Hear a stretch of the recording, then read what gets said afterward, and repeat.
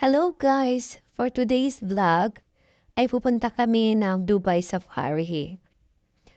Sabay-sabay kaming off, kaya napaplanuhan namin pupunta kami dyan. And 2 days ago, nag-book na kami ng package worth of 599 dirhams. Including na doon yung doorstep, pick up, dune bashing on car, belly dance, tanura show, fire show, camel ride, henna painting, including na rin yung free chai, water and soft drinks. Also, meron din kasama na yung dinner and barbecue. And then may option din sila ng veg and non-veg. So, ayan, on the way na kami. So, ayan guys, nakarating kami sa first destination namin. 40 minutes din yung travel time na pagpunta namin dyan. Ayan. Ayan yung mga buggy, motor, ganon. And nagtanong kami, worth of 1,000 daw for tao. Kaya nag-video na lang kami, nag-selfie-selfie. Kasi too much pricey. And then after, sa second destination, Dune Ride. Ayan. Diyan kayo sa sand, experience yung maalog-alog na pagsakay sa loob. Actually, enjoy siya. Medyo minsan nakakagulat nga lang kasi gawa nung parang paalon-alon sa loob ng sasakyan. Halos pinagpawisan kami. Kahit na bukas yung AC, kasi nga gawa ng maalog. Kaya yun. Ayan. May pakiramdam pa nga ako guys na parang naduduwal ako sa pakiramdam. Kasi nga na sobrang naalog na nga kami sa loob. Ewan ko lang sa mga kasama ko panong feeling nila. Basta ako yun yung naramdaman ko na parang bumabaliktad na yung sikmura ko. Pero super enjoy naman. Kahit na ganun yung pakiramdam. At least na-experience, di ba? And then, bumaba kami ng sasakyan sa gitna ng disyerto. At nag-try kami ng sandboard skiing.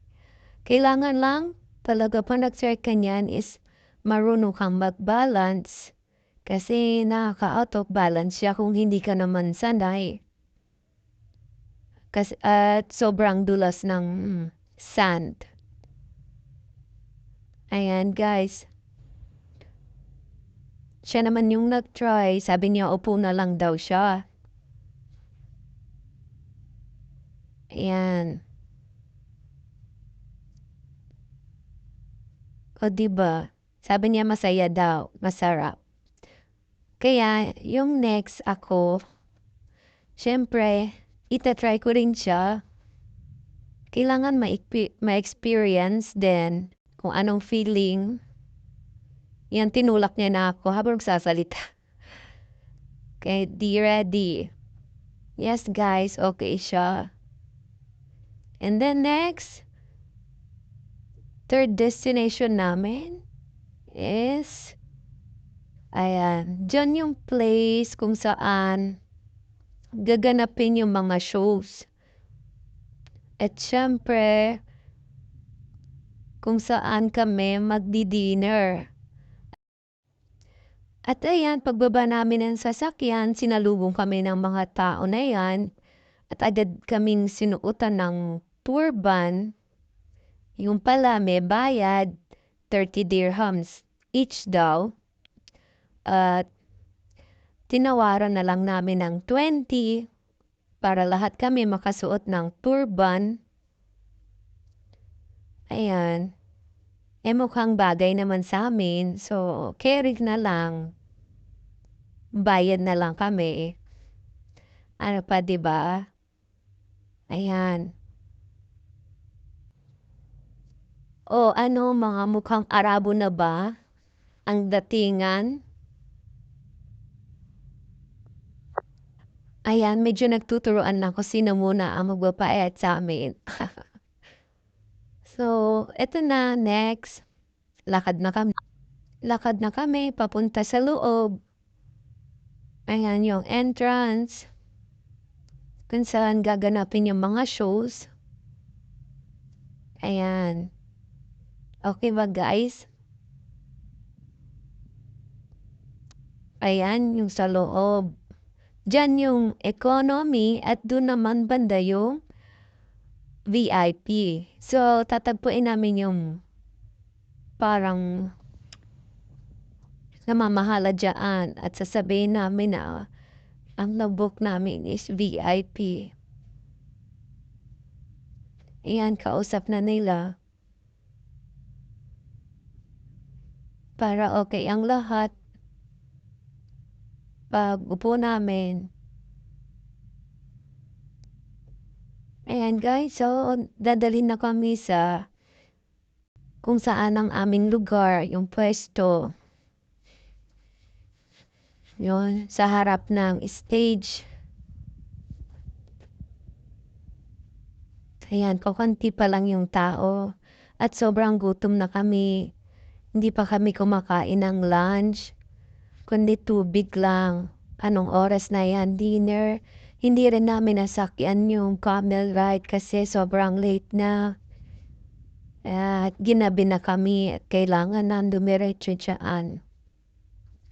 Pero sabi ko pa rin dun sa lalaki na thanks brother sa puwesto sa harap na stage. Ayan, pumila na kami sa buffet nila. Ayan yung mga veg section. May mga salad sila. Dampot-dampot lang kami ng salad. Kinuha na rin namin yung mga boys ng pagkain at pagod daw sila kaya kami na lang yung kumuha ng pagkain nila. Dinamputan namin ng food, ng mga salads. Ayan. Ayan din yung mga rice nila and veggies. Ayan yung parang biryani rice and plain rice and ayan guys yung mga napili namin food. So ang dami, may mga veggies diyaan, salad, noodles, chicken, kebab. At sobrang gutom kami guys. Kaya ilang beses kaming nakabalik na kumuha ng pagkain. Ayan. At ani naman yung pagkuha-kuha namin ng pagkain kasi nga nasa VIP kami. So habang nagdi-dinner kami, nag-start na yung first show. Ang tawag diyan is Tanura Dance. Ayan guys, mga ilaw-ilaw. Ang galing, 'di ba? Ang ganda pagmasdan ng sumasayaw. And then yung second show naman is yung belly dancing. Ayan, inawagayway ni ate yung makulay na tela. Ayan. Sumunod yung talagang belly dance na ni ate. Ayan, wagayway ng hair ng ulo.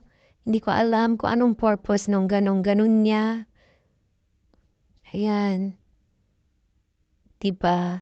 And then ayan, may break time pala. So pumunta kami na magpa-henna tattoo.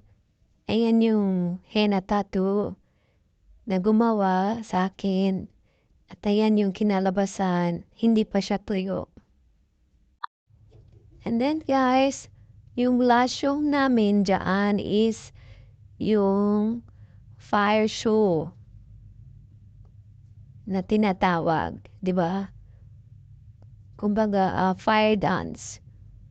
So, kailangan mga pwede lang buwan yan is mga professional na nagfa-fire dance kasi alam nila kung paano gawin. Hindi basta-basta na pwedeng subukan kung hindi. Pwedeng mauwi sa accident. Ayan. enjoy siya maghapon, guys.